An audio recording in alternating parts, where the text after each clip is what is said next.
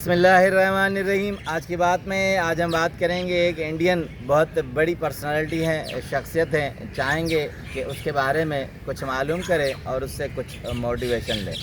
नाम उनका है राम जेठमलानी। हो सके आपके जहनों और आगोश में न हो, राम जेठमलानी के लिए एक बहुत खूबसूरत कोटेशन कही जाती है इंडिया में। कहते हैं कि जिस तरह संगीत में लता, अदाकारी में दिलीप कुमार और क्रिकेट में सचिन को भगवान माना जाता है, इस तरह कानून में राम जेठमलानी को खुदा माना जाता है। कहते हैं कि अथॉरिटी ऑफ लॉ हैं, कानून के उस्ताद हैं। अगर कानून की ज़बान में वो कुछ बोलें, जो कानून की बात ना भी हो तो कानून बन जाती है। मगर दिलचस्प बात ये है कि वो हमारे मुल्क में पैदा हुए, हमारे मुल्क की शख्सियत थे, मगर पार्टीशन के बाद उनको यहाँ से जाना पड़ा। शिकारपुर की पैदाइश है।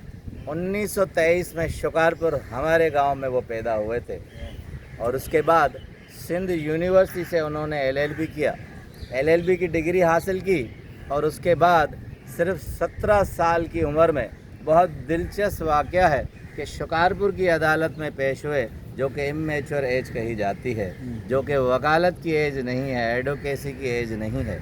शिकारपुर की अदालत में कहते हैं कि राम जेठमलानी ने जब पहला केस और पहली एंट्री डेब्यू आए थे तो उस वक्त जज ने कहा था कि आप लड़के हैं, 17 साल आपकी उम्र है, आप इस काबिल नहीं हैं कि जज के सामने खड़े हों और केस लड़ सकें, इसलिए आप जा सकते हैं। तो ये पहला ही मौका था कि राम जेठमलानी ने अपनी एफिशिएंसी दिखाई थी और आर्गूमेंट करके उन्हें कहा था कि मैं अब आर्गूमेंट इस वक्त कर रहा हूँ, फैसला आप खुद दीजिएगा, मैं बार को लेटर लिख रहा हूँ, अगर उन्होंने मुझे इजाज़त दे दी तो फिर फैसला आप मेरे हक़ में ही कीजिएगा।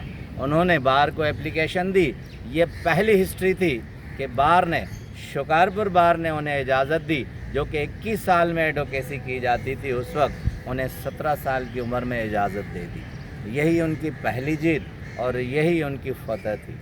मगर शिकारपुर के इस माहौल में जब पार्टीशन के वाक़यात आ गए, तकसीम हो गई, तो मजबूरन उन्हें इंडिया जाना पड़ा और वो भारत चले गए। मगर कहते हैं कि वो ज़ीरो से उन्होंने अपना स्टार्ट लिया था। उस वक्त उम्र उनकी 30 साल थी।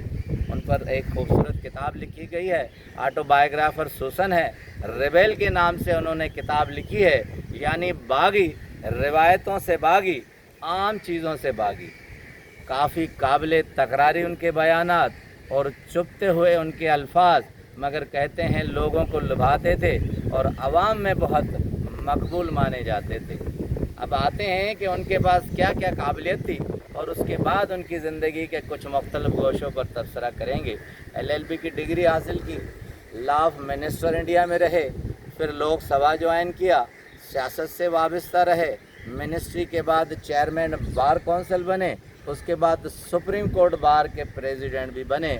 इसके अलावा बहुत से इनामात उन्हें नवाजे गए जिसका कोई भी शुमार नहीं है। मगर कहते हैं कि इंडिया में सबसे बड़े वकील इनको माना जाता था। 2019 में 95 ईयर्स में दुनिया से चले गए, मगर इंडिया के जो हाईलाइटेड फेमस केस थे वो सारे इनके हिस्से में आ गए। शोबिस से ख़ास उनसियत थी, शोबिस के लोग इनसे बहुत रग़बत रखते थे। धर्मेंद्र उन ख़ास तौर पर उनका बहुत अच्छा दोस्त था, सुनील दत्त उनका बहुत अच्छा दोस्त था। जब उनसे पूछा गया कि आपने संजय दत्त का केस लड़ा, वो तो गैंगवार से वाबस्ता थे, कहा कि सुनील दत्त मेरा दोस्त है, मैं इनकार नहीं कर सका और उसके बाद उसकी फेवर में उसको केस लाया गया। उसके बाद उसके जैसी का केस एक ऐसा केस था कि उसे मर्डर किया गया था और बहुत बेबहाना अंदाज से उनको रेप करके जेसिका को मारा गया था। ये वाहिद थे जो उन्होंने जेसिका के अगेंस्ट में केस लिया था और लोग हैरान थे। इस पर इनकी जग हसाई भी हुई थी, मगर उन्होंने कहा था कि मैं चूँकि लायर हूँ, मैं अपनी सफाई में किसी को भी अपनी सफाई पेश करने का मौका दे सकता हूँ।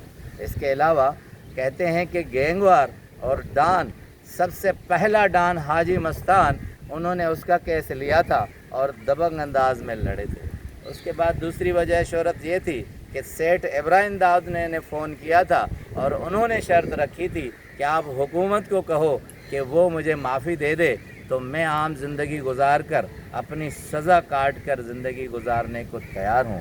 तो उन्होंने आगे बात की थी मशीनरी को, वो नहीं मानी थी कि एक कैदी की डिमांड आप पूरी करवा रहे हैं, तो उन्होंने हुकूमत को कहा था कि आप स्टूपिड हैं, आप बेवकूफ़ हैं। एक आम आदमी या ख़ास आदमी या ख़राब आदमी एक आम ज़िंदगी और सही ज़िंदगी गुजारना चाहता है, मगर आप नहीं मान रहे। उसके बाद कहते हैं कि जितने भी बड़े केस थे वो उनके हिस्से में आते थे। आखिरी दिनों में उन्होंने केस लेने छोड़ दिए थे, मगर फिर भी अदालत आते जाते थे। कहते थे कि मैंने 80% अपनी ज़िंदगी के केस वॉलंटरी लिए हैं, बाकी की 20% ज़िंदगी को मैंने ख़ुद गुजारा है, मुझे ख़ुद भी गुजारना आता है। उसके बाद आते हैं उनकी सियासी लाइफ पर कि लोकसभा के बाद बीजेपी ज्वाइन किया था और मोदी को वज़ीर आज़म बनाने में उनका अहम किरदार था, मगर माने जाते थे कि वो जिसको भी चाहें वज़ीर आज़म बनाएं, मंत्री बनाएं, कुछ भी बनाएं, सब उनकी चलती थी। आडवाणी साहब, KL आडवाणी उनके अच्छे दोस्त थे, दोनों माइग्रेट करके आए थे, एक ही शहर से आए थे, मगर कहते थे इनके असर रसूख बहुत ज़्यादा थे, ये उस्ताद माने जाते थे।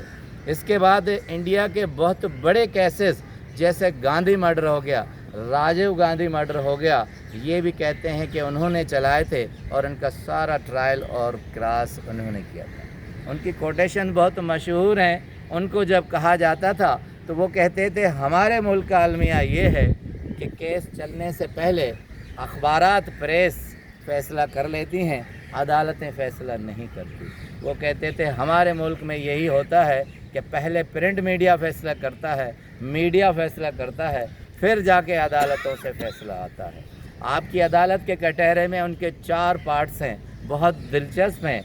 वो 90 ईयर्स में वहाँ पेश हुए थे और उन्होंने कहा था कि मेरी ज़िंदगी का अजीब और दिलचस्प मंज़र ये है कि आपकी अदालत में आया हूँ, मुझे आने के बाद पता चलता है कि मैंने क्या क्या इल्ज़ामात किए हैं, क्या क्या गुनाह किए हैं। हालांकि होता यही है, पहले FIR कटती है, पता चलता है कि किस जुर्म में आप हैं, बाद में केस चलता है, मगर आपके इस अदालत के कटहरे में आकर मुजरिम को पता चलता है, मुलज़िम को, कि उसने क्या किया है। बहुत दिलचस्प सवालात के जवाब देने वाले ने कहा था कि मैं उम्र के यानी 90 ईयर्स में उम्र के इस हिस्से में भी दोस्तियां रखता हूं। एक दिलचस्प सवाल जिसका दिलचस्प जवाब है, जो हमारे और आपके लिए सबक भी है, कि उन्हें कहा गया था कि आप 90 साल की उम्र में खुद पैदल चलकर यहाँ आए हैं, इसका क्या राज है। वो फिट भी थे, आखिर तक कहते हैं कोई ऐसी बीमारी भी नहीं थी। उन्होंने कहा था कि मेरा एक ही राज है सेहत का, कि मैं नौजवानों से दोस्ती रखता हूँ, उनके साथ घूमता हूँ, उनको अपने जैसा समझता हूँ, तो उनकी सेहत मेरे अंदर आती है। तो कहते हैं कि जिस शख्सियत से, जिस अंदाज़ में आप मिलेंगे वही रंग आपके अंदर आएगा। उदास लोगों से मिलेंगे तो आप उदास हो जाएंगे, यही उनकी ज़िंदगी का राज था। नासिर काज़मी ने इसलिए कहा कि न मिलाकर उदास लोगों से हुस्न तेरा बिखर न जाए कहीं। इसलिए अगर आपको जिस तरह होना है, जिस तरह रहना है, इस तरह के लोगों से मिलेंगे तो वही रंग आप में आ जाएगा। आपका बहुत बहुत शुक्रिया।